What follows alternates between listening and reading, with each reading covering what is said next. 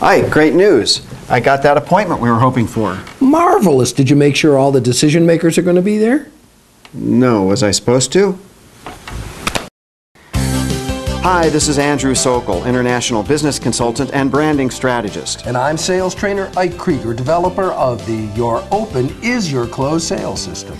Ike and I are dedicated to making advanced sales and marketing strategies available to small and mid-sized businesses. These are techniques formerly available only to very large companies with very large budgets. This video is one way you can have access to the business secrets of the world's most successful companies. So relax, enjoy, and learn from this week's 5 for 5 video tip.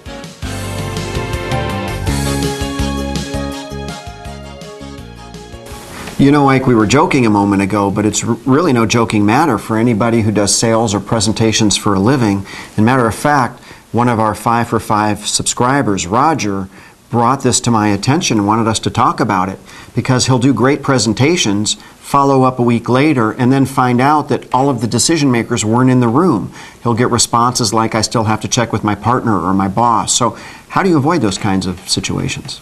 Well, first of all, Roger, and this may not be any consolation, but you're not alone. And second, what I would like to share with you is a quote that you can't get upset with people for doing something you didn't tell them they weren't allowed to do. Okay, give me a second with that. Can't get it.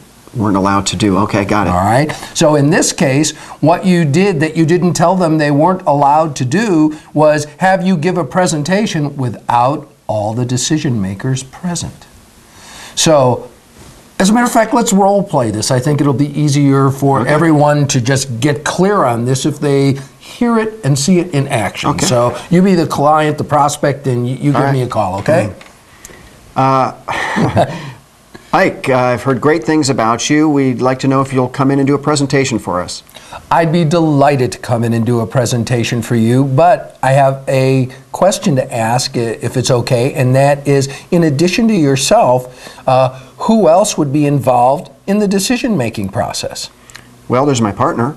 Well, great. Can we get them there? Will your partner be able to make this meeting? Yeah, I can schedule us together. Excellent. And I look forward to that appointment. And is there anybody else that you think should be there, like an accountant or anybody else? No, we're just the two decision of you? makers, yeah. Very good. Well, let's firm this up then next Tuesday at 10 o'clock. Perfect. We'll see you then. Very good. That was easy. Very good. It is easy if you have the courage to ask questions like that, if you set up a little guideline with people so that they know how you like to do business. And in this case, you'd be asking them, in addition to yourself, who else would you have to have present in order to make the decision to move forward? Now, what do you do? Some variation of that. Yeah. If it is a gatekeeper, if they say, no, the boss won't come to the meeting, I'm supposed to see all of the vendors, all of the salespeople first. Well, as you know, that happens a lot. And in that case, what you really need to do is, once again, set up some guidelines by asking a question like this.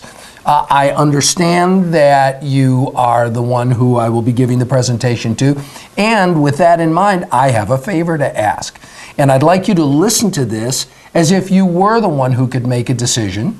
And when we complete, you tell me whether or not you think we would be moving ahead. That's great. Very elegant. Well, so how can people practice this? What would be their action step, their homework for this week? Their homework, their action step is practice those two questions. In addition to yourself, who else would have to be present in order to make this decision to move forward?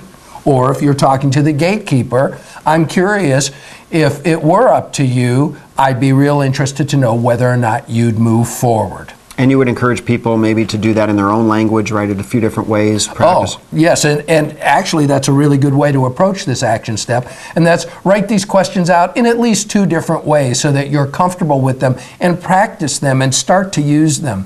The frustration that people feel, just like Roger, who goes and gives a great and elegant presentation, one that's so powerful it takes your breath away, and then they still find out a week later that the decision makers weren't there. We need to stop that right away because it ends up costing money, time, and as I mentioned before, a lot of frustration. Well, that's great, Roger. I hope that helps you and everybody out there who does presentations for a living.